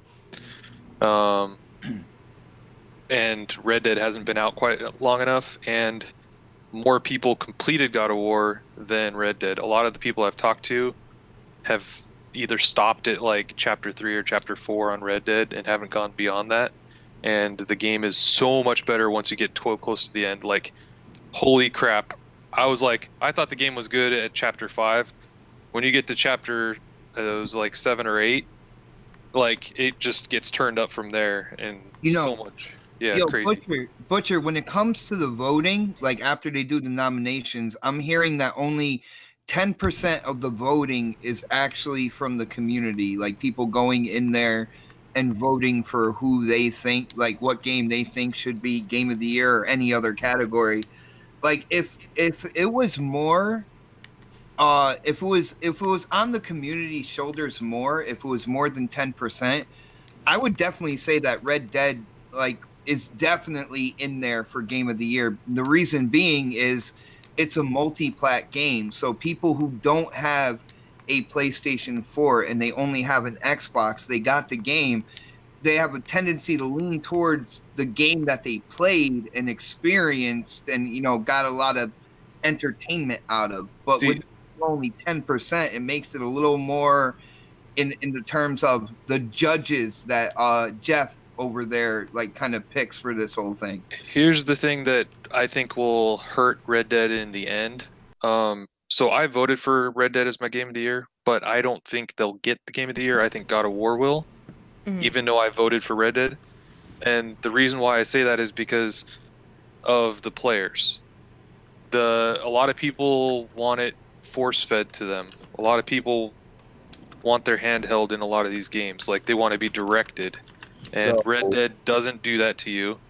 They don't hold your hand. They don't direct you. They just say, here's the open world, have some fun, do whatever. If you want to do the story, you do the story. If you don't, hunt, you can kill, you can do whatever you want.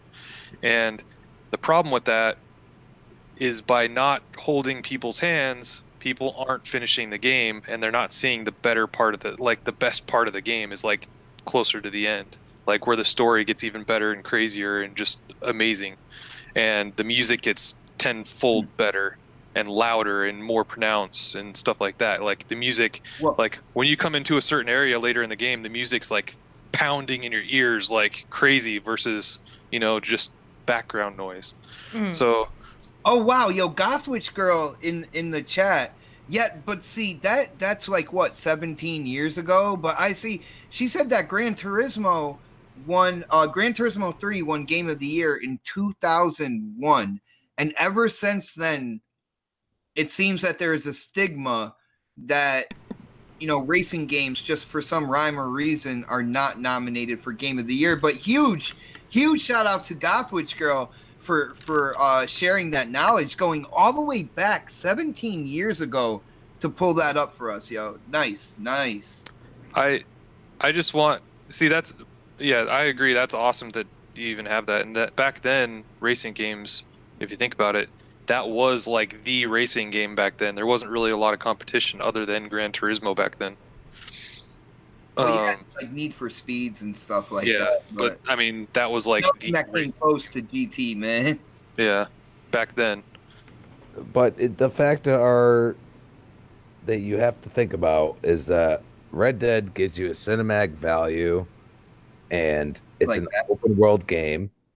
Okay, and God of War is pretty much a linear game. I mean, yes, you can make your own choices in some way, shape, or form, but it's pretty much a linear game. And they provide the same cinematic value. The thing is that Red Dead, I feel like, has done it on a vaster scale. They've made it more pronounced when you actually get involved in that cinematic part. And I agree that I think at the least Forza Horizon 4 should be nominated. I mean, I think that they had a production value to it. I think that they had some very good cinematic parts in it. I mean, the slowdowns and this and that. Like, I mean, there's a lot of things that they did to that game to try to make it, a relevant game rather than just a relevant racer. You know what I mean? And I think it's hard to do when you're racing cars to get people invested in certain aspects of the game. And I think they did that. I mean, I'm going to continue to play this game over time. Like, yes, I haven't gotten totally into it, but I'm not into racers. But still, like, I used to play Need for Speed. Like, that was my game. Like, Need for Speed Hot Pursuit 2, that was my game back in the day. That was an awesome game. And I feel like Forza Horizon 4 has that, and it's going to bring me back again, which is hard for me because, like, I'm like a hardcore, I'm going to play shooting games and this and that. But there's still, like, that is a reason for me to keep Game Pass because now I can go and play that game. And I think that's huge. I mean, I think a lot of people feel like that. I had no problem playing with a bunch of other people. So I think they have a good, like, a good way of going about a racing game, and I think it's being overlooked, unfortunately. Crispy, when it comes down to it, I like the content. I like the amount of content that's in Red Dead, with that cinematic experience that you're talking about. And Butcher's taking it, like, I know he's saying that it could hurt Red Dead in the end, the ability to just kind of go off and do your own thing, and Rockstar doesn't hold your hand and guide you through the story. I feel that today's day and age, I feel like the content might outweigh the linear way that God of War was made. And it's weird for me to say that because in the 360 generation, Castlevania Lords of Shadow was my game of the generation. I absolutely love that. And you talk about linear, that game is linear like crazy, man. But I had an absolute blast and the story was great. At the end of the day, I feel like Red Dead Redemption is definitely gonna I think it's gonna edge it out, man. Maybe just barely, but I think it's gonna edge out God of War. At least I hope so, man. I really, really enjoy that game. Cool, Xbot. Brian Baker in the chat is like longest last top. I was reading that. All right, guys. So I lied. I am able to add stuff to my wish list. We were actually on the edge of our seat. So ever since you said there's no wish list, we're like, oh my goodness, what is going to happen with Snaps not being able to have a wish list. that, bot, and that's why I'm letting you know right now. Ooh. I'm able to do it. I can breathe easier tonight. I hope possibly so. Sleep. So, anyways, we didn't even hear what Mel's opinion was. Well, I had a very quick opinion. I haven't played any of the games but Red Dead Redemption 2. Monster Hunter World, I've watched gameplay of it, but obviously I can't give an opinion on any of these games, so it's kind of skewed. Pick? Red Dead Redemption 2. Forza Horizon 4, got you. Forza Horizon 4, indeed. That's my vote for Game of the Year. But, well, Assassin's Creed, I feel like that's played out. Celeste, I never even heard of that until this list here. God of War, I know everybody talks about how it's a great game. Haven't played it. Spider-Man, from what I understand, it had a lot of hype, but it didn't live up to the hype. And then Monster Hunter World. But again, I can't vote on a game that I've never played, so I obviously really enjoy Red Dead Redemption 2, and I have not even gotten close to finishing that, so I ended up choosing that one because, well, one, I love the game so far, and two, because, well, that's the only one I played. Can I say one thing for Red Dead? Sure. Nope. For those listening, make a custom save spot in Chapter 6, anytime in Chapter 6. Just make a custom save spot and you'll thank me later. Okay. Remind me later. Chapter 6, custom save spot. Snaps, I think you're only in like Chapter 2 right now. So I think I'm in Chapter 3. I was farther, but I had to go back because I wanted to cheat and get unlimited money. So. Ooh, you fraud. There's nothing wrong with that. You it doesn't fraud. disable my achievements, so therefore I did it. Well, one of the people who was watching me stream it said, do this, and I was like, you got it, no problem. At first I was like, nah, and then I was like, all right. The people who support your streams? Huh? Oh. I had to. They asked me to do it. I said, okay. Gasp. They gasp. But anyways, guys, you guys want to add anything about the Game of the Year? Cool. Time's up. All right, guys, we do have to get going. Nox says, do it, Mel. I'm super rich. Nox, you are a bad influence, sir. What are we doing? Making money. Go bars. Yeah, see, Nox knows what it's all about. Nox wants you to buy everything on your wish list. Yeah, okay. I want to buy everything on my wish list, but unfortunately, I'm not right now. I only added 2 things to my wish list for now. But anyways, guys, thank you so much. Is one of them Hitman 2? No. Damn it. No, that's not my wish list, bot. That's your wish list. You can put it on there. No. One of them's Fallout 76. And the other one is? I would put it on my wish list, but I don't have boobies. Okay? Yes, you do, bot. Don't worry about it. All right, guys. Thank you so much for joining us. Butcherfan, do you want to let everybody know where they can find you, what you're up to, and what you got going on? Yeah. If anybody wants to play any games or whatnot, you can send me an invite on PlayStation or Xbox at Butchervan. He doesn't join. I know Mel sends them to me all the time, and I just ignore them. Mm-hmm. Oh, that hurts. No. That hurts a lot. Well, it's because it's always PUBG. That's why. And then Twitter at Mr. Midlife Crisis, and it's crisis spelt like the game. And it's on the screen. They can figure it out. Yeah. Cool. And are you gonna be on another podcast? Or you said that was only once a month? It's basically like once a month. All right, cool.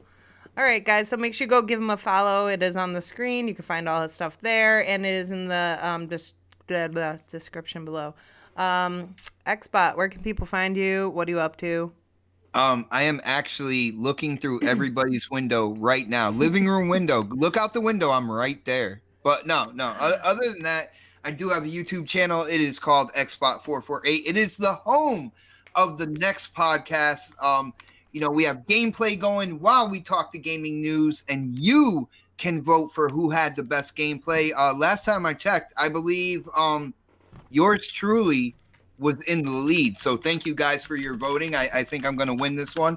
Other than that, I'm on Twitter, at Xbot448, Xbox Live. It's my gamer tag is Xbot448. I just keep it easy.